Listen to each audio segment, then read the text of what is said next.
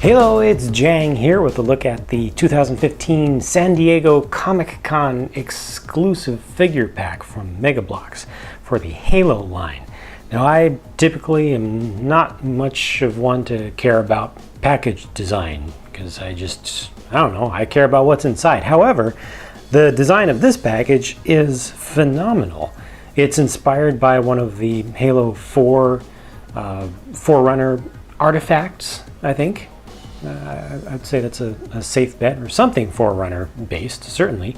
And it just looks really cool. It's got really interesting geometric design to it. Of course, still what matters most is what's inside, but to get inside, open this flap. I believe this is actually held in place with magnets.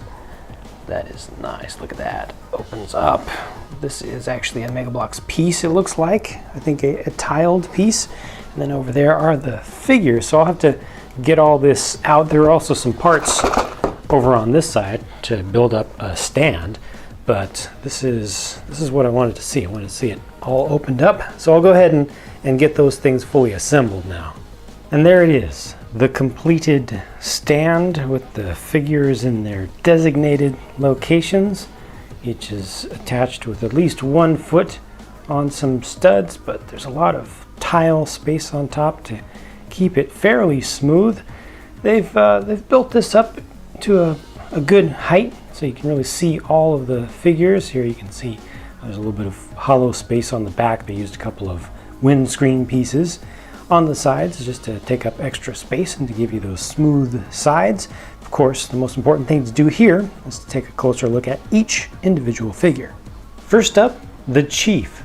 By my count, this is the 8th official named Master Chief figure, and that's not including the one that was definitely the Chief from the PAX Hog set. And this is not just another production version of the exact same thing. This is actually hand painted. It's painted with modeling paint, I think a lacquer. I don't know what brand, but I can smell it on it. And this is a unique color. I don't know if it's a mixed color. I would expect that it would be, but it might not be. This is a little bit yellower than the last versions, and it's a little bit brighter than the version that came with the Attack Gauss Hog. So another new color, another new version of green, another new take on the green of the Master Chief, and also the hand-painted cracked details in the visor there. He also has a painted assault rifle, which was not masked off very well. You can see that the spray of the lighter kind of beige color goes beyond where it should. They also used some of that same Master Chief green color on it to help to customize it. And this one also has a little bit of metallic blue for the counter, for the display right there. They just painted that onto the back. It's unfortunate about the overspray on this thing, because otherwise I think it's a really nice one, but that just kind of takes the quality and collectability down a little bit, in my personal opinion. Nothing else as far as marks on them. They've just painted all of the parts that would normally be green, and they've painted them into this different green. Here's Locke, also hand painted, same type of paint used here.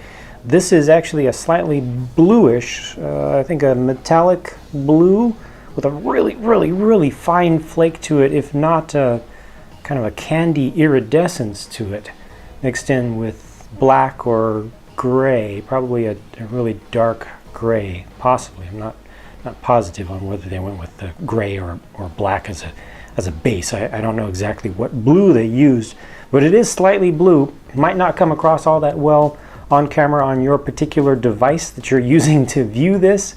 It's a very specific little color. I don't know if that little bit of blue on the side there is intentional on the helmet.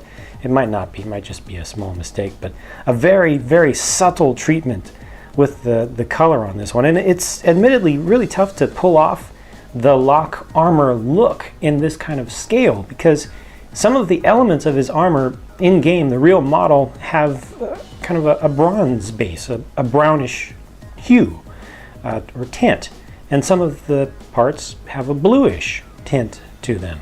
So how you translate that into such a small scale as this is it's tough, and it's going to require some subjective calls at some point, and different people are going to see it different ways, and it's also going to vary depending upon the color of the lighting that's being used to light either the real thing, well, the model like you're seeing here, or the in-game model, depending upon what time of day it is.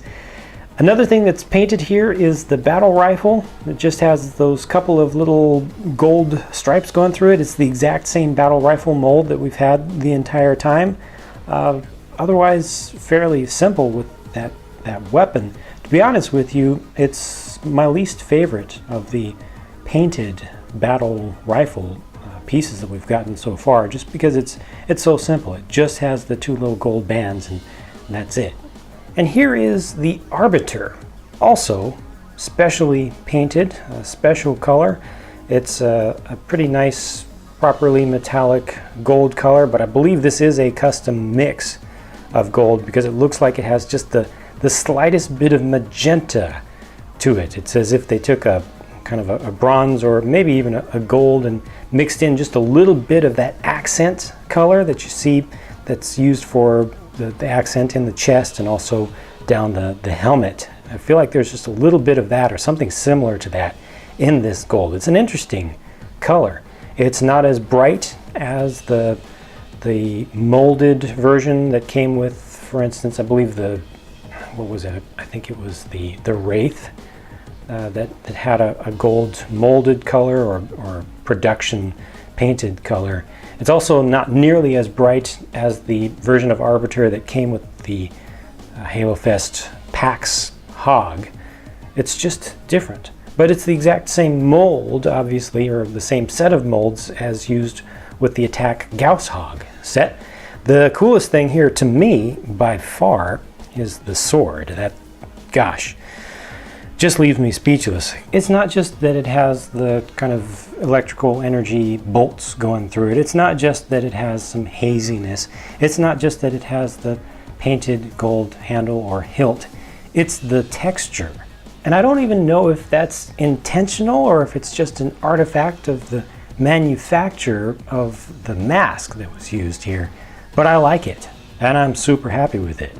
Here's a comparison of the difference in colors between the Special Edition Arbiter and the normal production version that came with the Attack Gauss Hog set. So you see just a real major difference in the hue and the level of it as well. I think a lot more realism to this special version, but again, golds, there are so many different golds, you can really get subjective about them, about what is the best gold. But I think that the special edition one is definitely better no matter what than the regular production one. Here's the special edition Locke compared to the first production version of Locke, which came with the Vulture set. And the one on the right, the production one, has just a different armor color.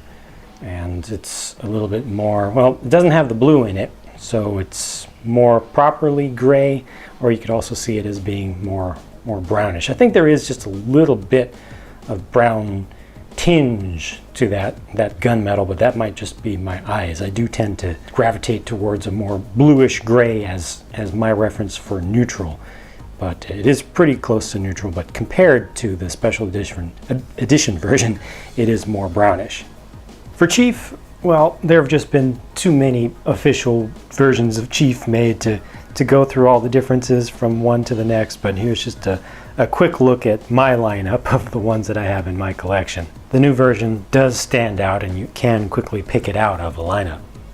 One very last thing, the instruction sheet kind of matches the design on the box here, and it just has one special page that goes through some stats on the characters themselves and gives just a little bit of a blurb about each, and you can just hit pause here if you want to read through all of that. Other than that, you've got the one single picture of how they kind of intend for everything to be posed up, and then the rest is just normal instructions, and there's also just a little bit of advert for some other products in the current lineup, which you'll find just right there. So there you have it, the 2015 convention exclusive Halo figures pack from Bloks. Hope that I gave you a worthy look at its constituent components. Leave a comment with your thoughts about the set if you would like to, but I've got more videos to bring you, so I'll be talking to you again very soon. Thanks for watching.